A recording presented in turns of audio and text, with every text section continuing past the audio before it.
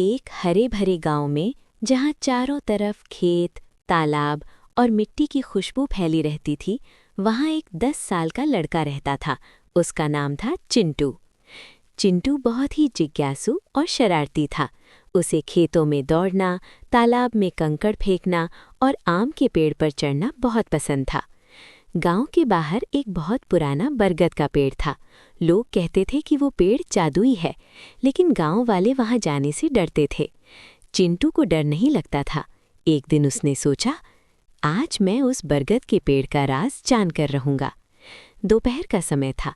धूप हल्की हल्की थी। खेतों में किसान काम कर रहे थे। गायें चर रही थीं। चिंटू चुपके से गांव से बाहर निकला और बरगद के पेड़ के पास पहुंचा। पेड़ बहुत विशाल था।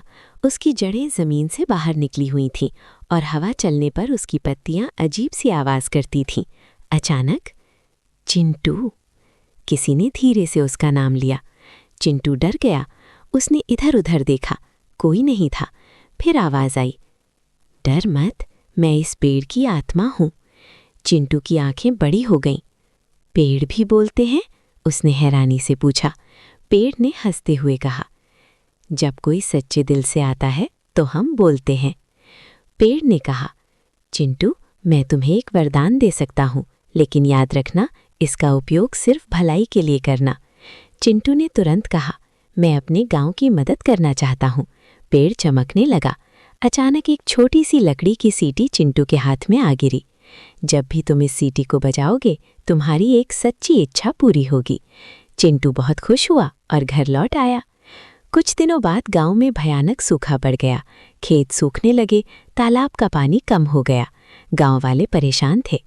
चिंटू को बरगद की बात याद आई। उसने सीटी निकाली और आंखें बंद करके बोला, हे जादुई शक्ति, हमारे गांव में बारिश कर दो। उसने सीटी बजाई। अचानक आसमान में बादल छा गए। तेज हवा चली और फिर मूसलाधार बारिश शुरू हो गई। गांव वाले खुशी से झूम उठे। चमत्कार, चमत्कार, सब चिल्लाने लगे। चिंटू मुस्कुराया, लेकिन उसने किसी को अपना राज नहीं बताया। कुछ दिन बाद चिंटू ने सोचा, अगर मैं अपने लिए कुछ मांग लूं तो क्या बुरा है। उसने सीटी बजाई, मुझे बहुत सारे खिलौने चाहिए। अचानक उसका कमरा खिलौनों से भर गया। पहले तो उसे बहुत मज़ा आया, लेकिन कुछ दिनों बाद वो बोर हो गया। अब कोई दोस्त उसके साथ खेलने नहीं आता था। सब कहते, चिंटू तो अब बदल गया है। चिंटू उदास हो गया। एक रात गांव में तेज आंधी आई। कई झोपड़ियां टूट गईं। एक गरीब बूढ़ी दादी का घर भी गिर गया। चिंटू के पास मौका था। वो अपने लिए और खिलौने मांग सकता था, लेकिन उसे दादी की रोती हुई आवाज़ याद आई। उसने सीटी बजाई, दादी का घर पहले जैसा बना दो। कुछ ही पलों में दादी का घर फिर से खड़ा हो गया। दादी ने आसमान की तरफ देखकर कहा, भगवान तेरा लाख लाख शुक्र है। चिंटू की आंखों में आंसू आ गए। उसे समझ आ गया, असली खुशी दूसरों की मदद में है। अगले दिन चिंटू फिर बरगद के पेड़ के पास गया। पेड़ बोला, तुमने सही रास्ता चुन लिया है। चिंटू ने कहा, मुझे अब कोई वरदान नहीं चाहिए, बस मेरा गांव खुश रहे। पेड़ मुस्कुराया। सीटी धीरे धीरे हवा में गायब हो गई।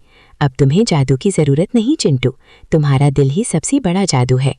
धीरे धीरे गांव फिर से खुशहाल हो गया। खेत लहलहाने लगे, बच्चे खेलते, बूढ़े हंसते, और चिंटू अब वो पहले से ज़्यादा समझदार हो गया था।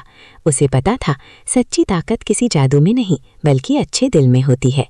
सीख, लालच हमें अकेला कर देता है। दूसरों की मदद करने से ही असली खुशी मिलती है। असली जादू हमारे अंदर होता है।